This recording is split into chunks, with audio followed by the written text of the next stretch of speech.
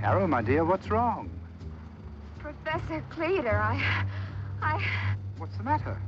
I heard the bell ringing. Something was following me. Something following you? Where? Professor, that bush!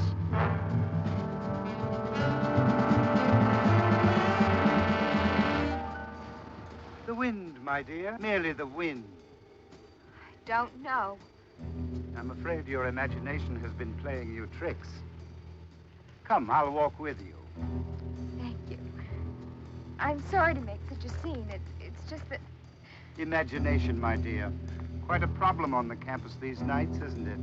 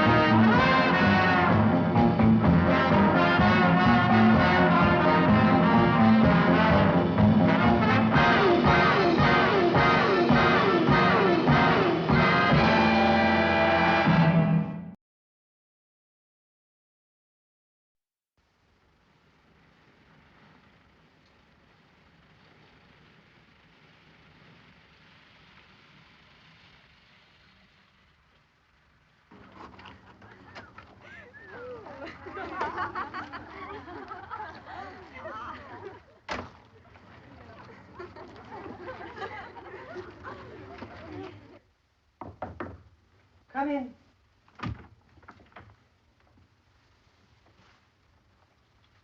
Dean Norris? Mr. Gunn? That's right. Won't you sit down? Thank you. I hope your trip was satisfactory. Very.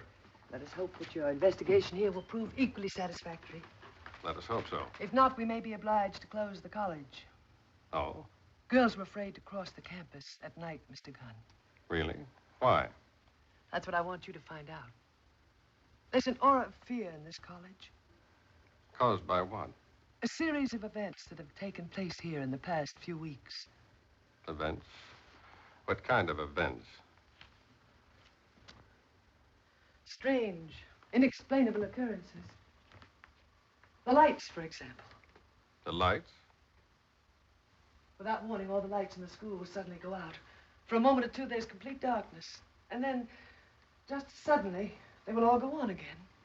How often does this happen? Once, twice each evening.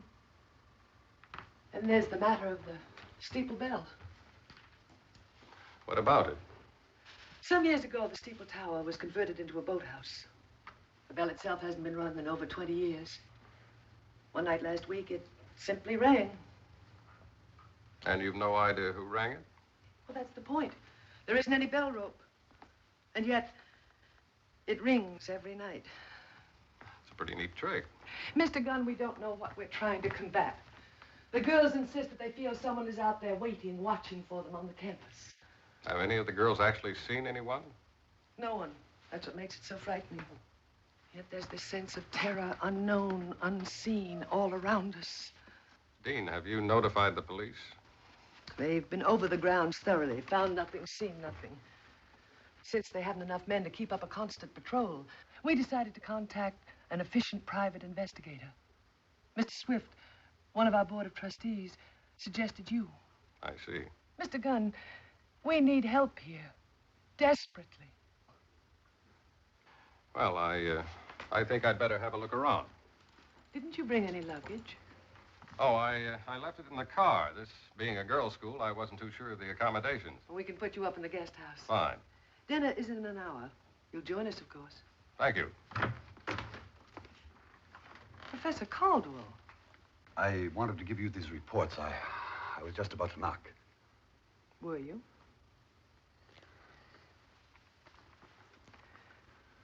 Mr. Gunn, this is Professor Caldwell. Professor? How do you do? Professor, will you show Mr. Gunn to the guest house, please? Yes, of course. Professor, thank you for the reports. You're welcome.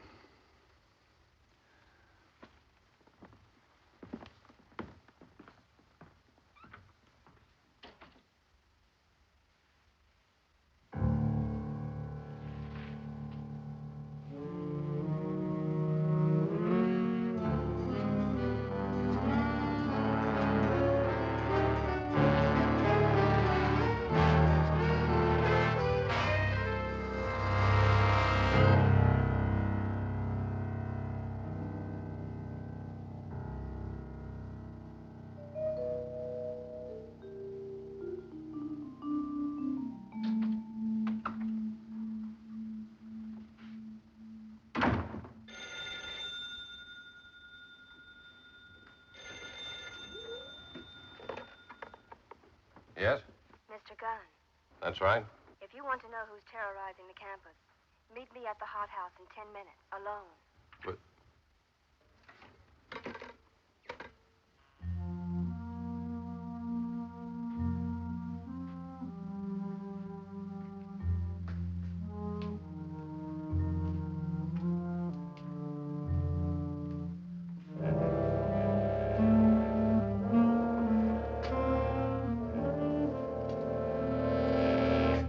Something I can do for you?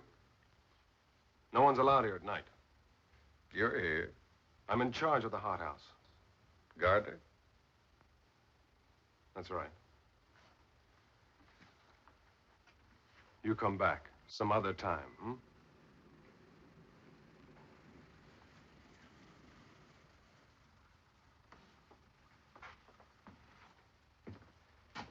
Thanks for showing me around.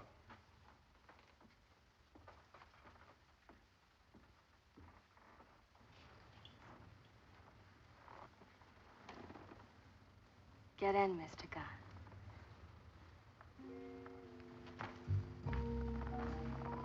I'm Jean Clayton. Well. Where are we going, Miss Clayton? Well, we could take a drive. Then on the other hand, we might just sit here and look at the stars. Now, you didn't say that on the phone, did you? Well, you can't say everything on the phone. I think you said enough. Now, who's terrorizing the campus? Professor Caldwell. How do you know that? Well, the professor and I have dated a few times. Go on. Well, every night he was supposed to meet me. He'd arrive late. He'd act strange and worried. Then later on that night, I'd find out that something had happened on the campus. Might have been just a coincidence. I don't think so. Well, I better talk to the professor, see what he thinks. Well, you don't have to hurry away. I don't? We can find something to talk about. Really? Well, what do you suggest? You can tell me about some of your cases. I'm afraid that'd be too long and involved. Oh, but I've got plenty of time. Well, I'm afraid I haven't. Thanks for the ride, Miss Clayton. But we haven't gone anyplace. Far enough, I think.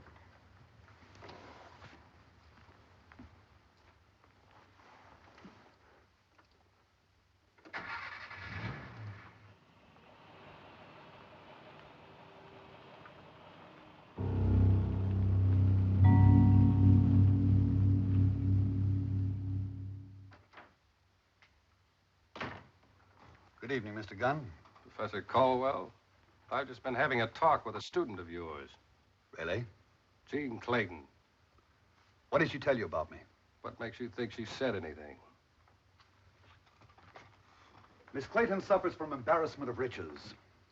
Too much money, too much beauty, too many years of having her own way. She imagined herself interested in me. I was flattered and indiscreet enough to meet her a few times. Then I realized the possible consequences and told her it was over. How did she take it? Not too well, I'm afraid.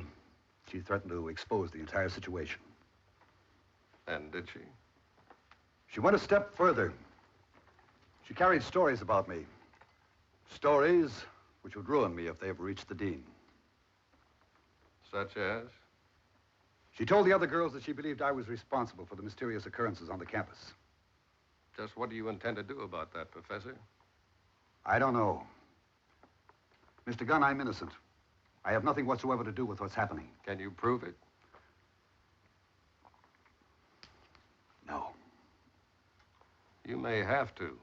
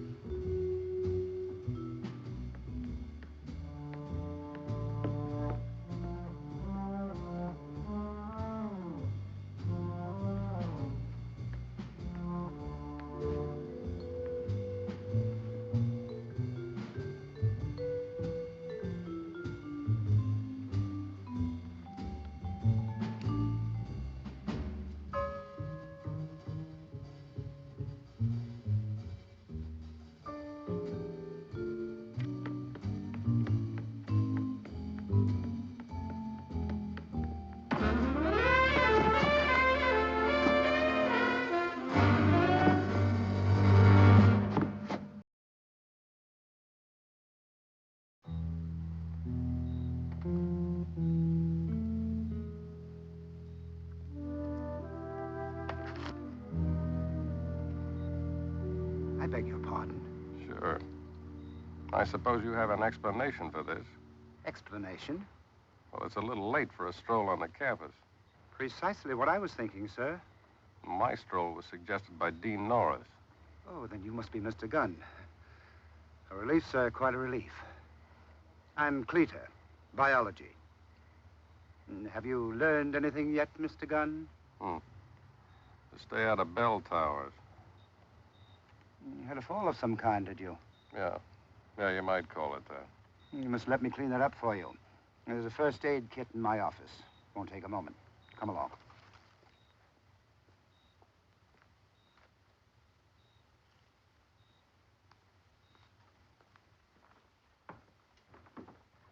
Miss Miles, Mr. Gunn. How you do? Hello. Will you bring the first aid kit in, Miss Miles? Certainly, Professor Cleeter. Thank you. Come along.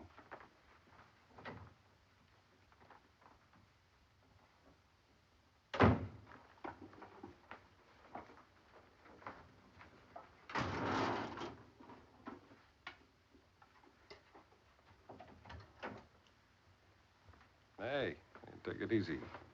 Hold still, sir. Professor Cleeter? Thank you. Do you always work this late, Professor? That's an odd tone, Mr. Gunn. To match odd circumstances. Then let me set you straight, sir. The mystery is outside this office. I am a teacher. Nothing more. Miss Miles is also just what she seems. My assistant. Nothing more. If someone is frightening the young ladies, you'll not find them here. You sound a little skeptical. Imagination is a tremendous force. She's become frightened at something she thinks is real. Let her communicate it to one of the other young ladies. Before you know it, absolute chaos, and still without a motive. Imagination is a tremendous power, sir. Pretty eloquent argument. I think you'll find it legitimate as well. There, that should do it. Oh. Professor Cleeter. Oh, yes. Yes, he is. Just a moment. It's for you, Dean Norris. Yes, Dean. Just a moment. Yes? Right. I'll be right there. Mr. Gunn. A girl's been hurt at the campus theater. Stage light fell on her. Now, what was it you were saying about imagination, Professor? There, dear. Now stop crying. It's all right. It isn't very deep. There won't be any scud, will there be, Miss Corbett? What did you find out, Mr. Gunn? Oh, some knife marks in the wood. Looks like that lamp had some help. Oh, I think she'd be better off in the infirmary. Come along. Can I help? No, thank you. We can manage. Oh, gently, carefully. Come along. Now, lean on me. Take it easy. That's good. Easy.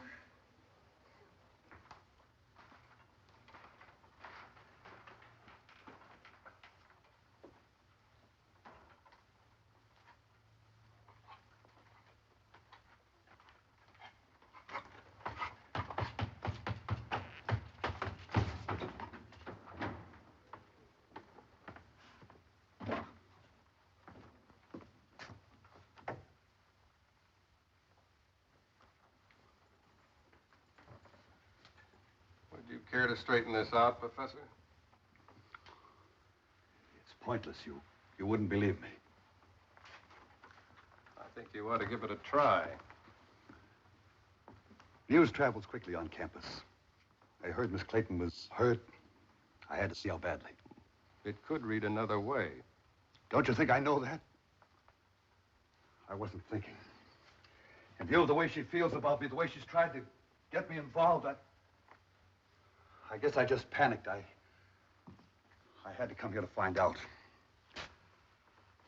Then I couldn't get out of the theater without being seen. You don't believe me, do you? Don't you see the position this girl has put me in? I have more to lose than anyone on campus. I have to find out what's behind it. You'll never find it standing around in the dark, Professor.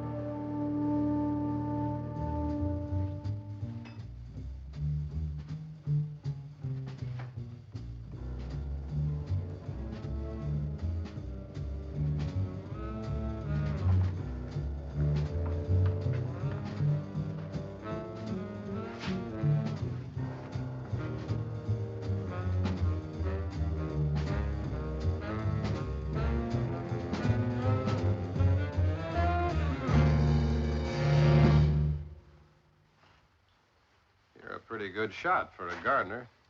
I don't know what you're talking about.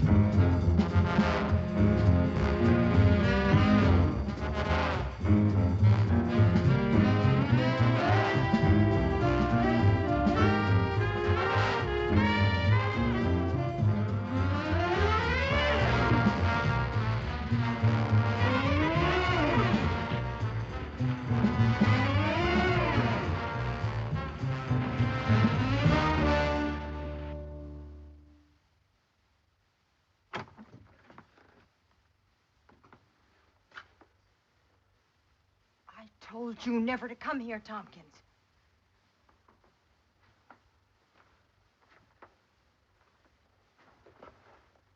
It's over, Dora. Get out. Get out.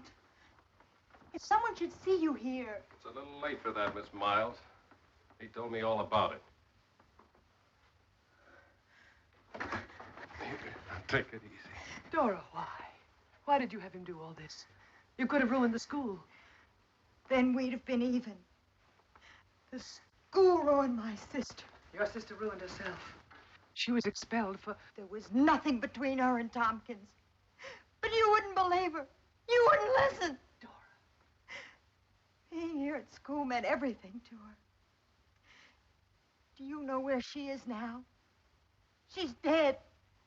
She killed herself. You killed her. You and all the others who wouldn't believe her. Dora, I'm sorry. Sorry. Sorry. That won't bring her back. Nothing will bring her back. Oh!